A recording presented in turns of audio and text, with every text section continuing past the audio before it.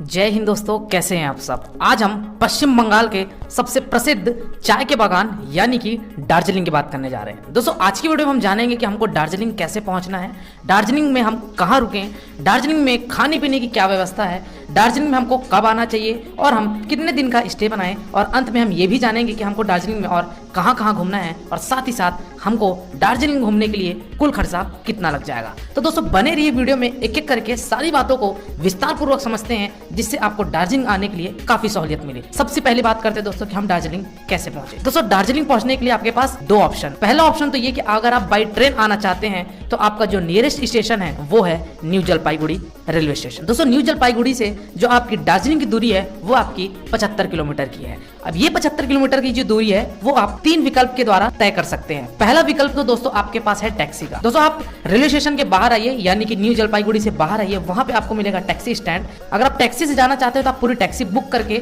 आप दार्जिलिंग पहुंच सकते हैं। टैक्सी वाला जो कॉस्ट लेगा दोस्तों वो आपका 3000 से 3500 रुपए के आसपास लेगा और आपको दार्जिलिंग छोड़ देगा। दूसरा विकल्प है दोस्तों आपके पास वहाँ पे शेयरिंग टैक्सी। आप पूरी टैक्सी मत बुक करिए, आप शेयरिंग में जा सकते हैं। शेयरिंग में अगर आप जाते हैं तो आपको 300 रुपए से 350 रुपए पर पर्सन का देना पड़ेगा और आप दार्जिलिंग पहुंच जाएंगे। और तीसरा जो विकल्प है यानी कि सबसे सस्ता विकल्प है वो है आपका बस का। दोस्तों आप रेलवे स्टेशन से 3 किलोमीटर की दूरी पे है आपका सिलीगुड़ी का बस स्टैंड। आप सिलीगुड़ी के बस स्टैंड में जाइए और वहां पे दार्जिलिंग के लिए बस पकड़िए और बस वाला आपको 90 रुपए लेकर दार्जिलिंग छोड़ देगा। तो आपके पास तीन विकल्प है कि अगर आप ट्रेन से आते हैं तो हमको दार्जिलिंग कैसे पहुंचना है। दूसरा ऑप्शन है दोस्तों अगर आप फ्लाइट से आना चाहते हैं। दोस्तों अगर आप फ्लाइट से आना चाहते हैं तो जो नियरेस्ट एयरपोर्ट है वो है आपका बागडोगरा एयरपोर्ट। दोस्तों बागडोगरा एयरपोर्ट से जो दार्जिलिंग की दूरी है वो आपकी 70 किलोमीटर की पड़ जाती है। और ये 70 किलोमीटर की दूरी तय करने के लिए यहाँ पे अगेन आपको तीन ऑप्शन मिलते हैं, और वही तीन ऑप्शन जो कि आप ट्रेन से उतरने के बाद अपनाया था वही ऑप्शन आपको यहाँ भी मिलेंगे, यानी कि टैक्सी, शेयरिंग टैक्सी, या फिर आप बस स्टैंड जाके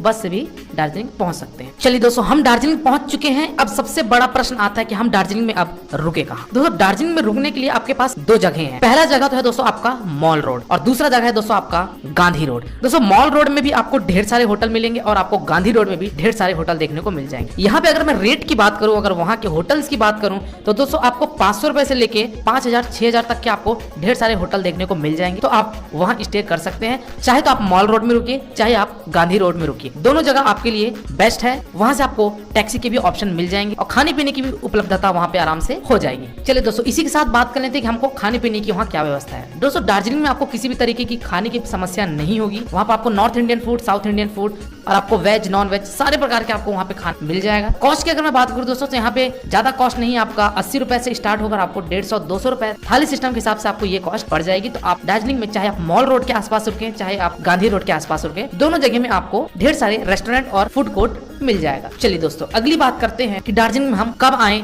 और कितने दिन का स्टे बनाएं। दोस्तों यहाँ पे मैं ये बताना चाहूंगा कि दार्जिलिंग में जो सबसे ज्यादा क्राउड होता है दोस्तों वो आपका समर के टाइम पे होता है, और इसके वजह से आपका होटल के कॉस्ट और आपके खाने पीने की कॉस्ट भी थोड़ी सी ज्यादा बढ़ जाती है। ट्रांसपोर्टेशन का भी थोड़ा सा चार्ज ज्यादा हो जाता है अगर आप पीक सीजन में आते हैं यानी कि समर में आते हैं। तो जो बेस्ट समय है दोस्तों वो है आपका विंटर का, यानी कि अगर आप अक्टूबर नवंबर के बाद से आते हैं तो फरवरी मार्च तक का आपको जो समय है वो बेस्ट है, क्योंकि वहाँ पे बजट भी कम होती है और आपको भीड़ भी ज्यादा देखने को नहीं मिलेगी। लेकिन ये बताना चाहूंगा कि दार्जिलिंग को आप साल के किसी भी महीने में एक्सप्लोर कर सकते हैं, क्योंकि वहाँ के वातावरण, दार्जिलिंग की वादियों आपको काफी ज्यादा लुभाएगी। तो आप दार्जिलिंग में साल में किसी भी समय आ सकते हैं अगर आपको कोई बजट प्रॉब्लम नहीं है तो। चलिए दोस्तों अब ये जानते हैं कि हमको दार्जिलिंग में कितने दिन का स्टे बनाना चाहिए। दोस्तों दार्जिलिंग में आपको 3 दिन का स्टे बनाना चाहिए। 3 दिन आपके लिए सफिशिएंट है पूरे दार्जिलिंग को घूमने के लिए, तो आप 3 दिन का स्टे बनाकर पूरे दार्जिलिंग को घूम सकते हैं। चलिए दोस्तों अब बात करते हैं कि ये 3 दिन जो हम रुक रहे हैं इसको हम कैसे एक्सप्लोर करें और कहाँ कहाँ घूमें और हमारा साधन क्या होगा। दोस्तों दार्जिलिंग को घूमने के लिए आपको लेना पड़ेगा टैक्सी, और ये जो टैक्सी मिलेगी ये मिलेगी आपको घंटाघर के पास। दोस्तों घंटाघर जो है वो आपका मॉल रोड के पास ही है। वहाँ पे आप जाइए, वहाँ पे आपको ढेर सारे एजेंट मिलेंगे, वहाँ पे टैक्सी स्टैंड है, तो वहाँ जाके आप टैक्सी बुक कर सकते हैं और आप दार्जिलिंग को घूम सकते हैं। कहाँ कहाँ घूमना है आगे अभी हम बात करते हैं। दोस्तों टैक्सी वाला आपको 2 प्रकार से यहाँ पे घूमने के लिए बोलेगा। एक तो ये कि वो आपको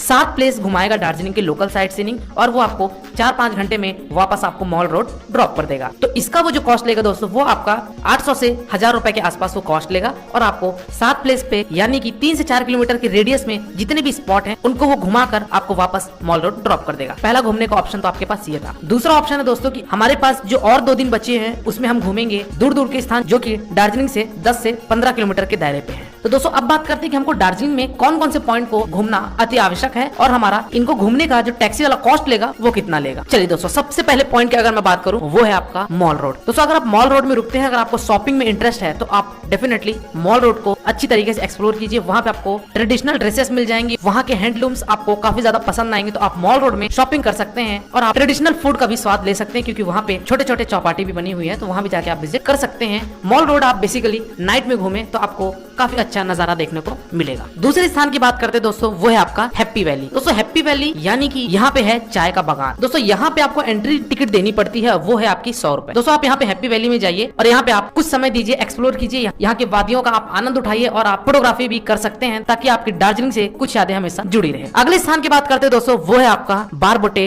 रॉक गार्डन। दोस्तों बारबोटे रॉक गार्डन दार्जिलिंग से 10 किलोमीटर की दूरी पे पड़ता है। यहाँ पे रॉक गार्डन इसलिए कहा गया क्योंकि यहाँ पे चट्टान को तोड़कर यहाँ पे ये रॉक गार्डन बनाया गया था, इसलिए इसका नाम बारबोटे रॉक गार्डन रखा गया है। दोस्तों यहाँ जाइए, यहाँ पे आपको काफी अच्छा सीन देखने को मिलेगा और आपको यहाँ पे वाटरफॉल भी देखने को मिलेगा, तो आप रॉक गार्डन जाके भी कुछ समय बिताइए, यहाँ पे भी आप आनंद उठा सकते हैं। चलिए दोस्तों अगले स्थान की बात करते हैं दोस्तों वो है आपका टाइगर हिल। दोस्तों टाइगर हिल दार्जिलिंग से 12 किलोमीटर की दूरी पे पड़ता है। यहाँ पे जो आपका व्यू पॉइंट है वो फेमस है आपके सूर्योदय के लिए। यहाँ पे आपको काफी अच्छा सीन देखने को मिलेगा और साथ ही साथ यहाँ पे आपको कंचनजंगा माउंटेन का पीक व्यू देखने को मिलेगा जो कि बेहद खूबसूरत आपको लगेगा, तो आप टाइगर हिल भी जरूर जाइएगा। अगले स्थान की बात करते हैं दोस्तों वो है आपका घूम मोनेस्ट्री। दोस्तों घूम मोनेस्ट्री हमारा घूम रेलवे स्टेशन के पास में ही बना हुआ है, तो यहाँ पे भी आप जाइए और आप यहाँ पे कुछ समय व्यतीत करिए। यहाँ का भी आपको नजारा काफी शानदार देखने को मिलेगा। दोस्तों हमने घूम रेलवे स्टेशन का नाम लिया तो मैं आपको एक चीज और बताता हूँ कि घूम रेलवे स्टेशन तक हमारी जाती है टॉय ट्रेन, और ये टॉय ट्रेन को हमको घूमने के लिए क्या टिकट है और क्या हमारे प्रोसीजर है अभी मैं आपको आगे बताता हूँ। चलिए दोस्तों अगले स्थान की बात करते हैं वो है आपका बतासिया लूप। दोस्तों बतासिया लूप में एंट्री टिकट 20 रुपए है, आपको यहाँ 20 रुपए देना पड़ेगा। बतासिया लूप एक प्रकार से गार्डन है, वैली है जो कि 50,000 स्क्वायर फीट पे बनाया गया है। यहाँ पे आपको टॉय ट्रेन की रेल लाइन देखने को मिलेगी और इसी बतासिया लूप से आपकी टॉय ट्रेन पास होकर वो घूम रेलवे स्टेशन तक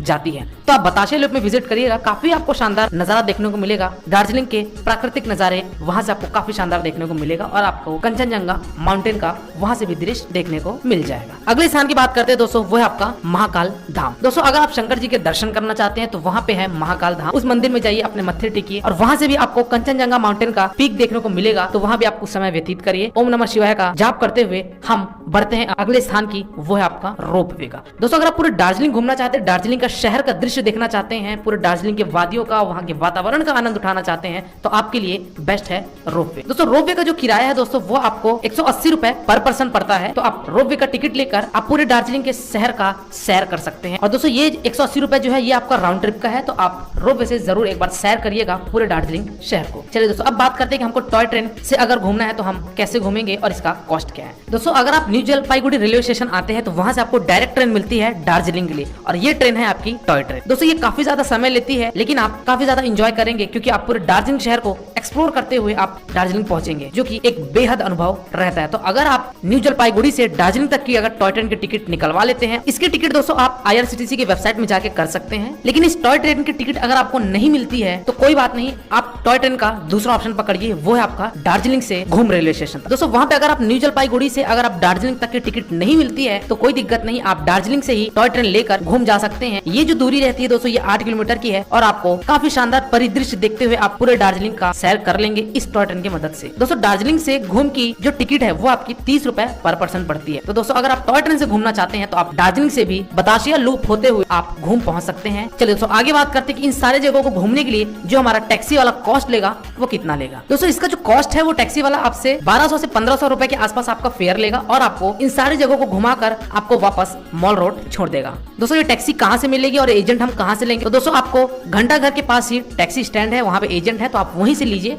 और आप इन सारे जगहों को घूमकर वापस अपने स्पॉट पे आ सकते हैं, अपने होटल पे आ सकते हैं। दोस्तों इसके बाद अक्सर टूरिस्ट जो है वो गंगटोक के लिए रवानगी लेते हैं, तो दोस्तों आपको घंटा घर के पास ही टैक्सी भी मिल जाएंगी और आपको बस भी मिल जाएगा जो कि आपको डायरेक्ट गंगटोक तक के लिए सीधी फैसिलिटी अवेलेबल है। चलिए दोस्तों अब बात करते हैं कि हमको दार्जिलिंग में घूमने के लिए कुल खर्चा कितना लग जाएगा। दोस्तों अगर यहाँ पे अगर आप 3 दिन स्टे बनाते हैं पूरे दार्जिलिंग को घूमने के लिए, तो यहाँ पे जो आपका पर पर्सन कॉस्ट आएगा दोस्तों वो आपका लगभग 4000 से 5000 रुपए में आराम से हो जाएगा। और वही अगर आप कपल्स हैं तो आप राउंड फिगर 10,000 मान के चलिए कि कपल्स के लिए 10,000 में आप दार्जिलिंग अच्छे तरीके से एक्सप्लोर कर लेंगे। यहाँ पे आपके जो फेयर हैं ये आपके होटल्स के, ट्रांसपोर्टेशन के और आपके पूरे दार्जिलिंग को घूमने का जो फेयर आया है वो फेयर मैं आपको बता रहा हूँ। यहाँ पे मैंने किसी भी तरीके के आपके ट्रेन के टिकट और फ्लाइट की टिकट को ऐड नहीं किया है। तो दोस्तों ये तो था पूरे एंटायर जर्नी कि हमको दार्जिलिंग कैसे घूमना है और हम कैसे एक परफेक्ट प्लानिंग कर सकते हैं। दोस्तों इसके बाद भी अगर आपको कोई क्वेरी है के साथ, तब तक के लिए शुक्रिया। जय हिंद, आपकी यात्रा मंगलमय हो।